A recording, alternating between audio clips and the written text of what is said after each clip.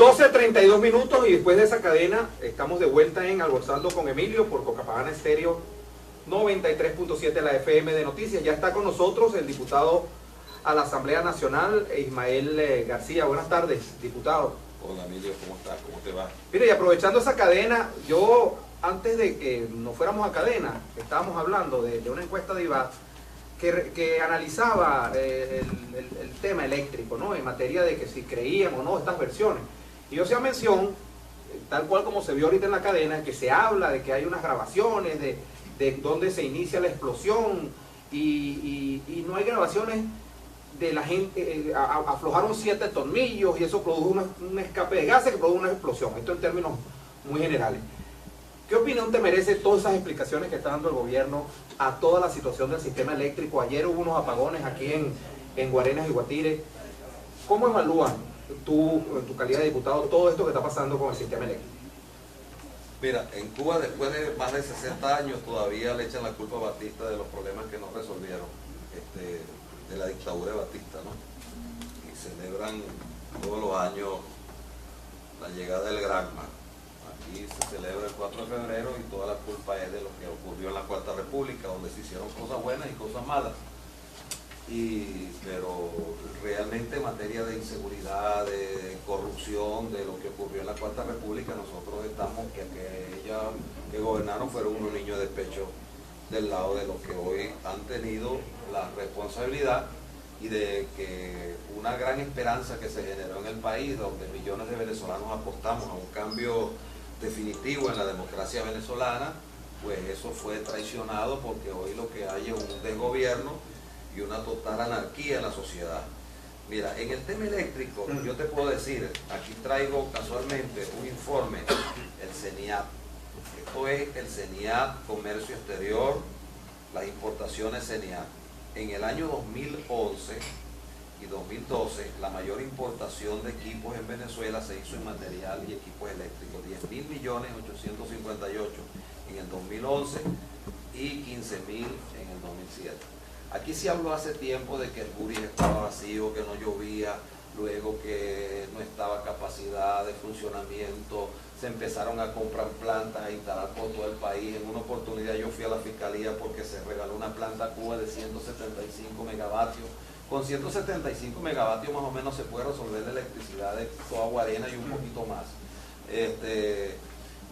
Se ha venido echándole cuentos y cuentos a la gente, se privatizó la electricidad de Caracas. Caracas era una ciudad que nunca se iba la luz y tenía un sistema bastante eficiente. Se supone que cuando se privatizó esa empresa era para tener un mejor servicio y mejores condiciones para el consumidor. Bueno, eso no fue así. Entonces yo pudiera decirte que a lo mejor van a solicitar que me van a llenar la inmunidad por lo que voy a decir ahora, porque los diputados que fueron a punto fijo para decir que las cosas serían peor, porque no hay políticas de mantenimiento ni en el petróleo, ni en el sector eléctrico, ni en el sector siderúrgico, ahí están las empresas de Guayana destruidas. Bueno, va a ser peor lo que va a ocurrir en el sector eléctrico. Caracas, por ejemplo... Eso lo dijo María Corina y claro, ya le están amenazando con quitarle la inmunidad. ¿Y por qué va a ser peor en el sistema eléctrico en los próximos días? Porque en primer lugar tú no sabes dónde están estos equipos, qué pasó con ellos, pero vienen los 2 meses de mayor consumo eléctrico en todo el país, que son octubre, noviembre, hasta finales de noviembre. El mayor consumo eléctrico, las razones, bueno, seguramente será la mayor movilidad del comercio y todo eso, ¿no? Entonces tú te pones a ver, en Caracas, que no se iba nunca la luz, y en esta zona, Guarena es una de las zonas más afectadas por ese sistema. El consumo en Caracas está distribuido de la siguiente manera: 34% de refrigeración. No le pueden decir como dice, porque Jessy Chacón dice que hay que bajar el consumo para que haya una mejor distribución, y es mentira. El 34% en Caracas, y esto ocurre en la mayoría de los grandes centros urbanos poblados como Guarena, 34% de refrigeración, es decir, desde donde están las cavas, donde tienen los alimentos, hasta quien tiene en este momento que nos está escuchando una neverita para... Que son cosas donde no se puede ahorrar porque no se le puede pedir a la gente que apague la nevera. El 15% es iluminación residencial en las casas. no puedes vivir en la oscuridad, a lo mejor puedes limitar un poco eso de pronto. Desenchufar el cargador del teléfono, cosas así sencillas. El 12% es calentamiento de agua. El gobierno tiene ya más de 12 años hablando de un plan de gasífero, bueno, porque ya estas grandes ciudades, el calentamiento de agua debió sustituirse por sistemas de gas. El 15% son diversos y entretenimiento. Esto que estamos haciendo ahora, radio, internet, televisión, todo lo que tenga que ver con este sistema. Y el 24% son otros servicios. En Caracas, ¿qué es otro servicio? Salud, metro y alumbrado público. Con la inseguridad que hay, si limitas el alumbrado público, claro, está metido en un conflicto grave, peor con los ciudadanos.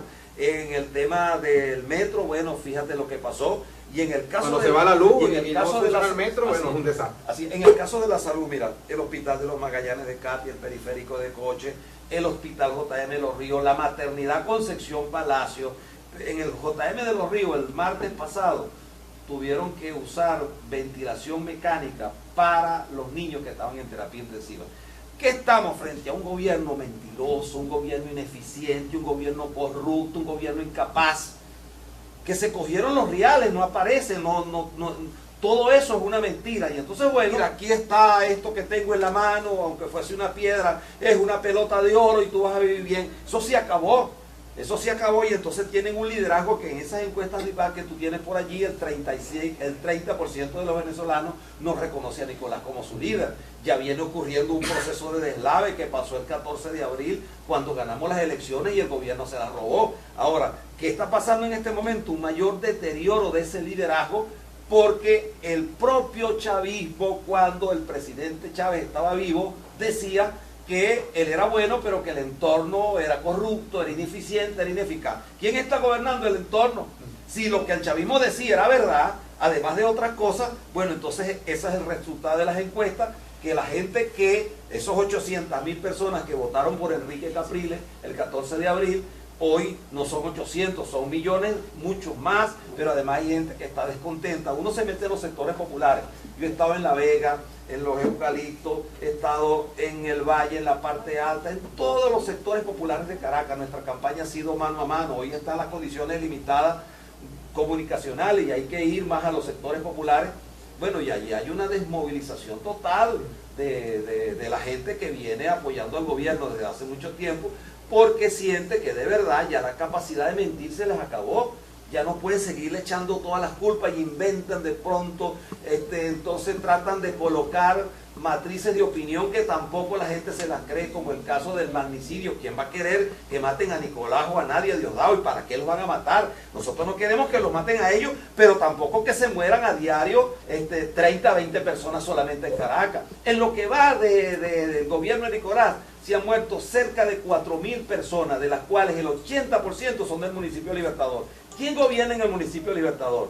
Capriles, gobierna allá Henry Falcón, ¿no? Allá gobierna el presidente de la República, los ministerios, la Policía Nacional, la policía de Jorge Rodríguez, que hoy esa policía está al servicio no de los caraqueños, de 1.800 agentes policiales que tienen, 800 los tienen cuidando personalidades.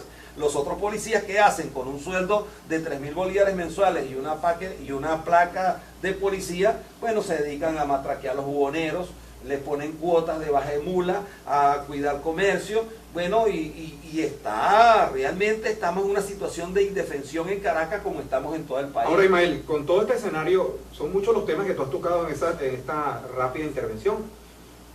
Muchos de ellos que queremos ir ordenando y tocando, porque tú eres candidato a la alcaldía de Libertador y queremos pues también que toquemos esas cosas que tienen que ver con las propuestas que tú traes para que eso que tú estás denunciando sea distinto. Pero ¿qué está haciendo la oposición en este momento con todo ese escenario que tú estás planteando? Se está enfocando en las elecciones municipales, estamos hablando de que hay que esperar 6 años para unas nuevas elecciones presidenciales. ¿Qué se aspira con esta acción que se tomó en la Corte Interamericana de Derechos Humanos, donde se impugnan las elecciones? En fin, ¿hacia dónde va la oposición con todo ese escenario que tú estás planteando? Mira, nosotros tenemos que centrar todos nuestros esfuerzos en ganar las elecciones municipales el próximo 8 de diciembre. Y no hay que distraerse en otro tema. Hay otros escenarios que vienen después, pero aquí no hay ni reforma, ni constituyente, ni nada de eso si no hay un 8 de diciembre exitoso. todo nuestro esfuerzo va al 8 de diciembre. Y ahí está fundamentada toda nuestra propuesta política.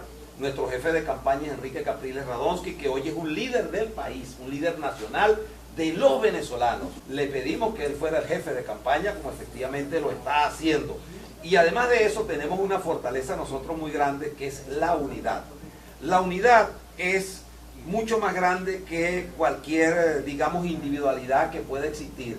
Esa unidad que nosotros tenemos de nuestro lado no existe hoy del otro lado. Tú ves, por ejemplo, aquí en Guarena, aquí habían anunciado inscribir un candidato a las 6 de la tarde y a las 11 de la noche estaban inscribiendo otro. Pero además eso pasó en toda Venezuela. Aquel candidato que Chávez decía, abundio, abunda, en la capital de Barinas. Bueno, ese lo rasparon para traer al embajador de Cuba, de Venezuela en Cuba, y ponerlo de candidato. Pero además de eso rasparon a cinco alcaldes. Y ocurrió en casi toda Venezuela. Ellos solo lograron inscribir el 47% de sus alcaldes titulares. Los demás lo rasparon a todos. A lo mejor seguramente porque son ineficientes, incapaces, o lo rasparon porque les dio la gana, por lo que haya sido. Pero también hay casos donde creo que se cometieron dentro de su campo actos de injusticia. ¿Qué está ocurriendo con eso? Que cuando tú ves entonces que unas encuestas reflejan que el 30% de los chavistas, no sé, o de la gente que está en el gobierno, porque ya el presidente está Chávez, que en paz descanse, está muerto, pero dejen dejar, por cierto, descansar en paz y ocuparse de los problemas del país.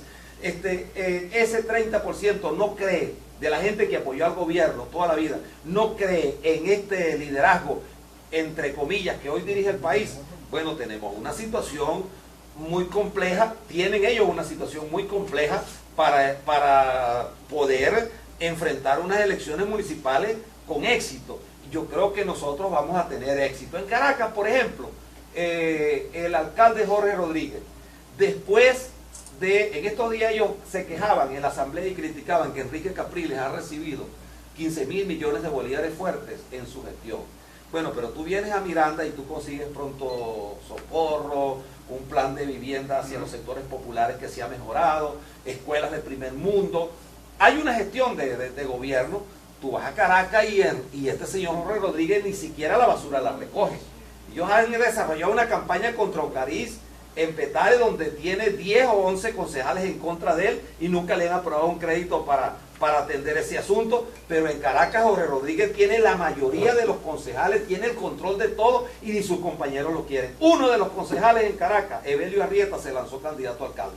Claro, esto hoy no tiene la misma notoriedad en los medios de comunicación, porque todos sabemos lo que ocurre hoy, ¿no? Donde el gobierno presiona, intimida, chantajea y compra medios, ¿no? Entonces, pero sí, eso está pasando, y allí hay una realidad, que es que ellos están hoy más divididos que nunca y no tienen ese liderazgo como aquel que fue a Carabobo en la campaña electoral y dijo, bueno, el candidato no es la Cava, es Ameliá y punto, y no pasó nada y ganó Ameliá las elecciones. No, hoy no hay ese liderazgo, no lo existe, sino más bien una montonera.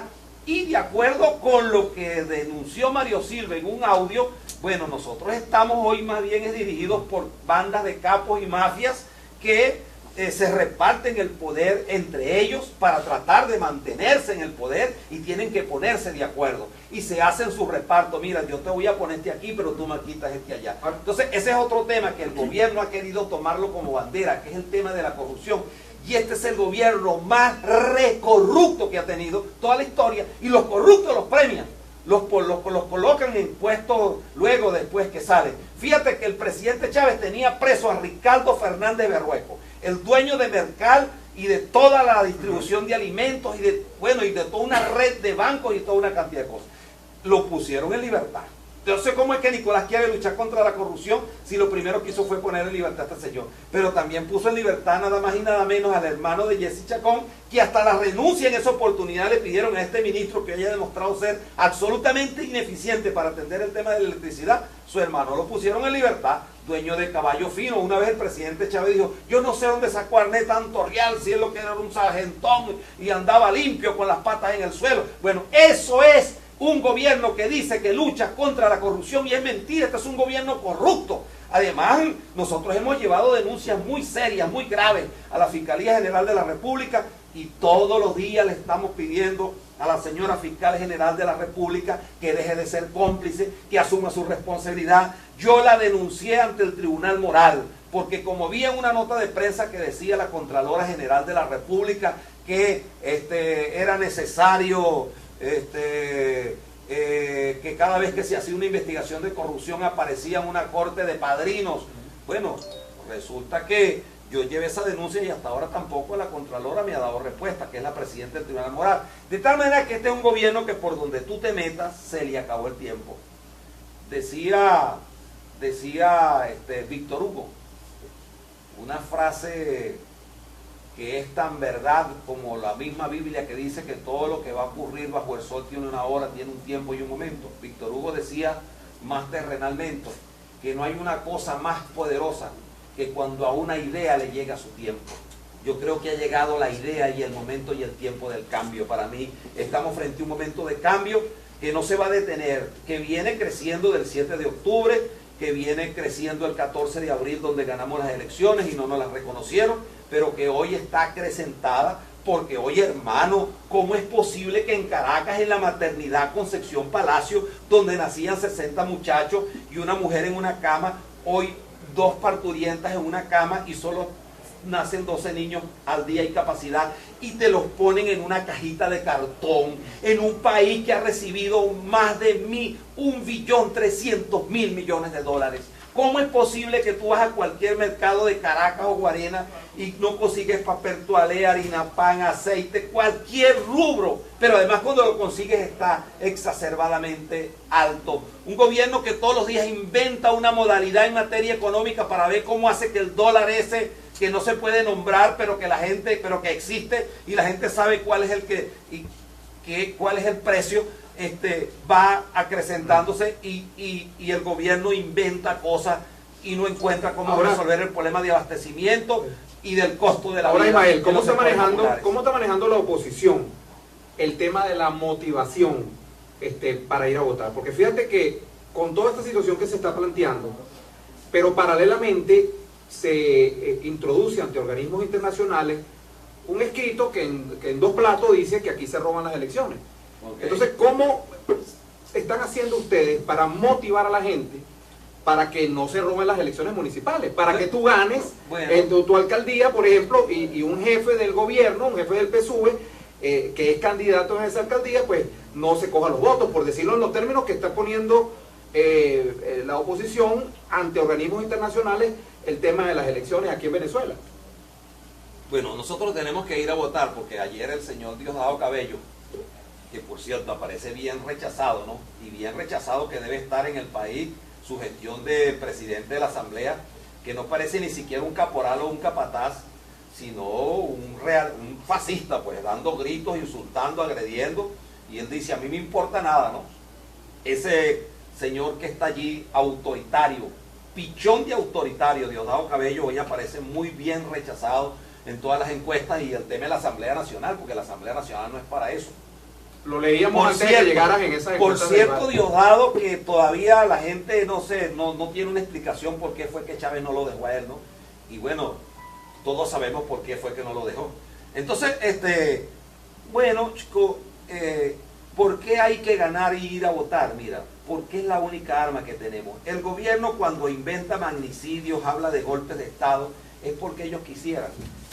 Y además en la oposición no hay condiciones porque ellos tienen el control de toda la Fuerza Armada, de todo el aparato militar. Y además yo no creo en eso, yo no creo en salidas distintas que no sean las electorales. Tenemos que ir a votar, a pesar de lo que dijo el pimentón de Diosdado ayer cuando decía, bueno, pero son unos locos, ¿cómo van a ir a decir a la Corte que que nosotros les robamos la elección y van a andar a votar? Bueno, vale, Diosdado, porque, y todos los que me están escuchando, porque el camino que estamos construyendo es democrático. Si nosotros ganamos la mayoría de las alcaldías en Venezuela, trabajando en el periodo que nos corresponde, haciendo las cosas mejor, no robándonos el dinero como estos han hecho, no siendo ineficientes, incapaces, incompetentes, nosotros podemos mostrar una gestión que permitirá ganar las elecciones parlamentarias. Y esta tragedia histórica que se convirtió después de haber aprobado un proyecto de constitución en el cual yo participé y confronté al gobierno en el 2007 cuando decidió pretender cambiar la Constitución, que de hecho muchas cosas las han cambiado después con leyes absolutamente que son ilegales, que no tienen la legitimidad constitucional. Bueno, ese camino significa que nosotros, ganando la mayoría de la alcaldía, haciendo las cosas bien, 1 año y 8 meses después vamos a elegir una Asamblea Nacional. Y eligiendo una nueva Asamblea Nacional hay distintos caminos. Yo no digo si es una constituyente, no estoy si es que es, pero hay distintos caminos. Puede ser una reforma constitucional que es mucho más rápido, pero también es sustituir el Tribunal Supremo que tenemos, que es unos funcionarios de Miraflores, vergonzosamente arrodillados frente a las órdenes que les dan, porque ellos investigan las cosas que el gobierno le interesa que investiguen y meten preso a quien disiente del gobierno, pero no hacen nada para resolver el problema de la administración de justicia en el país. La fiscal general de la República, una funcionaria de Miraflores. La defensora del pueblo en estos días decía, sin ningún tipo, y además habrá hasta que felicitarla por asumir su posición, decía, no, yo sí soy militante del gobierno y sí creo en este proyecto. La defensora del pueblo, ¿no? Bueno, y compañeros, la Contraloría General de la República. O sea, hay que cambiar los poderes del Estado y eso pasa por cambiar la Asamblea Nacional y poner un Consejo Nacional Electoral que sea equilibrado. Entonces yo creo que el camino es ganar las elecciones municipales. No solo se trata de resolver los problemas, de recoger la basura, de tapar los huecos, de donde hayan policías municipales, colocarlas al servicio de la gente, sino también ese es un camino viable para el otro. Por eso es que ahora cuando a mí me preguntan, mira que si tú estás de acuerdo con la constituyente, con la reforma, no, yo estoy de acuerdo con ganar las elecciones el 8 de diciembre. Porque si nosotros ganamos las elecciones el 8 de diciembre, tenemos un camino largo y ancho que construir en Venezuela, democrático y además rápido. La oposición se planteó un camino corto en el 2002 que se le hizo largo. La oposición hoy, que no es una oposición, sino una fuerza alternativa, democrática, constituida con valores plurales, liderazgo de millones de venezolanos, de miles de venezolanos que estamos trabajando para construir una Venezuela distinta a la que hoy tenemos. Ahora fíjate, Ismael, le recuerdo que estamos hablando con el diputado Ismael García. Él es diputado de la Asamblea Nacional, además es candidato a la alcaldía del municipio Libertador. Y pueden enviarnos, recordamos los teléfonos para la mensajería de texto 0424-156-1212. Ya tenemos algunos mensajes que vamos a estar leyendo en la próxima parte. 0424-156-1212 y el teléfono 742-6449. Ismael, ¿qué está haciendo la oposición, o en este caso tu persona, como propuestas? Porque una de las críticas que uno ve, por ejemplo, ayer lo decía Oscar Cheme, que uno de los problemas, una visión de un analista, que tenía la oposición, es que invertía mucho tiempo en la denuncia, en decir que Maduro no es, que Maduro es corrupto, que los problemas del gobierno, pero que no había una propuesta, y que no había una propuesta de país, y ese era uno de los temas por los cuales la oposición no crecía. ¿Qué opinión te merecen esos comentarios? Bueno, hay gente a veces que para justificar sus posiciones inventa cualquier discurso, ¿no? Y lo estira y lo encoge. Pero yo te voy a hablar de lo que es la verdad. Aquí hay una sola propuesta de país que fue votada por millones de venezolanos, de una acumulación de necesidades, de aspiraciones, de sueños y de cambio que se votó en el 99, que se llama la Constitución de la República Bolivariana de Venezuela. Esa es la propuesta y ese es el proyecto de país. Allí se define Venezuela como un Estado federal, descentralizado, de derecho, de justicia, plural, diverso, y está transversalizado desde el preámbulo de la Constitución hasta el último artículo en ese sentido.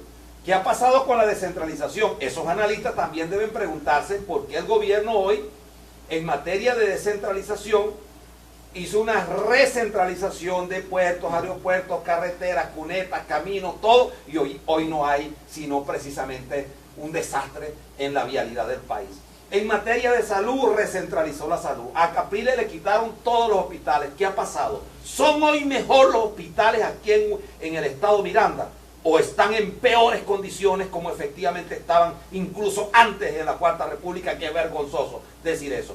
En materia de producción, ¿por qué un país no se desarrolla, hermano? ¿Por qué estos analistas no dicen, por qué se les va el cerebro se les olvida que Venezuela, desde el eje que está desde Guarena, pasando por Caracas, La Victoria, El Consejo, hasta llegar a Puerto Cabello, en los últimos 14 años han cerrado más de 6.750 grandes empresas, y las que están funcionando están a una capacidad. ¿Cómo tú vas? ¿Por qué no se dice que el gobierno nacional, hoy que tenemos el 80% de lo que consumimos, lo traemos de fuera? Bueno, la propuesta de gobierno en tal caso la tenemos que desarrollar. ¿La hizo Enrique Capriles o es que el señor Chemes no leyó eso? Pues la propuesta de país es la Constitución, ahí está el proyecto de país, que por cierto esa Constitución no le sirve al gobierno, porque cada día la ha ido recortando, como hacen los gobiernos hegemónicos y autoritarios, como hacían los hermanos Monagas, como han hecho los dictadores, que cambian la Constitución y la van poniendo como un flujo a su medida. Te pones gordo, le sacas un poco al traje, te pones flaco, le metes por detrás unas costuras para que te vayan sirviendo. Como vaya bien, vaya viendo, vamos viendo. No vale. Ahí está el proyecto de país en la Constitución. Ojalá pudiéramos hacer un debate sobre este asunto, porque a veces son discursos que se van también acomodando de acuerdo a algunos intereses que se puedan manifestar desde el gobierno, ¿no?, para tener un discurso acomodado. Ahora, el propio Chemes no podía y no encontraba cómo no hay cosas que eran indefendibles, que tuvo que decir que eran malas del gobierno. Lo que tú no puedes decir también, yo vi ese programa anoche de Vladimir, es que, bueno, que el candidato es malo, que tiene el 30% de rechazo del chavismo, pero que el pueblo venezolano tiene una esperanza que va a cambiar, y que de aquí a diciembre, por Dios, nosotros no somos imbéciles, hermano. Nosotros somos gente que tenemos 4 dedos de frente. ¿Cuáles son las razones que pueden tener los venezolanos para pensar que un gobierno que ni siquiera ya en su propia casa más del 30% lo rechaza, puede obtener el pueblo en su conjunto esperanzas de cambio? Ahora, propuestas concretas para el municipio las estamos haciendo. Para la basura no hace falta descubrir el agua tibia. El área metropolitana es una de las zonas más complejas y de mayor producción de basura. Solo Caracas debe estar produciendo entre 6 y 7 mil toneladas. Ahora, ¿qué está pasando? No se construyeron las 2 plantas de transferencia que deberían hacerse. Lo que tenemos es una bomba de tiempo en la entrada de Caracas, bajando por Tazón desde el occidente, que está repleta de basura. Los barrios de Caracas hasta los tequeteques de basura, porque no se sustituyeron los equipos. Jorge Rodríguez tendrá que explicar, y nos explicará después que estemos en el gobierno, dónde está ese dineral que se le aprobó en la Asamblea Nacional para comprar equipos y camiones que nunca se compraron.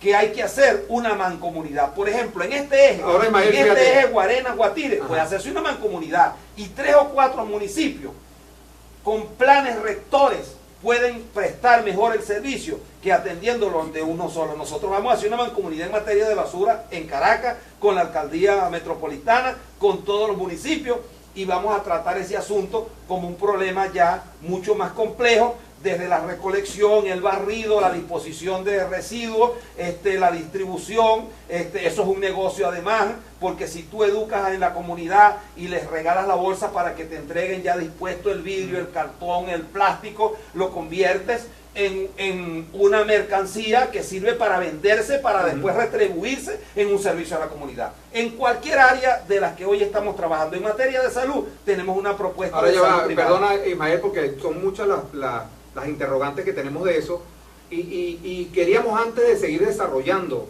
el tema de las propuestas, bueno, tú fuiste alcalde en Aragua, fuiste alcalde 2 veces, en La Victoria. Queríamos saber, bueno, ¿qué dejaste tú en La Victoria como alcalde? ¿Cómo fue tu gestión? ¿Tú consideras que esa gestión fue exitosa? ¿Qué te faltó por hacer? ¿Qué experiencia de esa gestión pudieras comparar con Libertador, que es un municipio mucho más complejo? Claro. Pero no me lo respondas ahorita. Vamos al corte de publicidad y en un minuto regresamos. Les recordamos que el director nos ha otorgado unos minutos adicionales en virtud de la cadena y del retraso, para que nuestro invitado tenga tiempo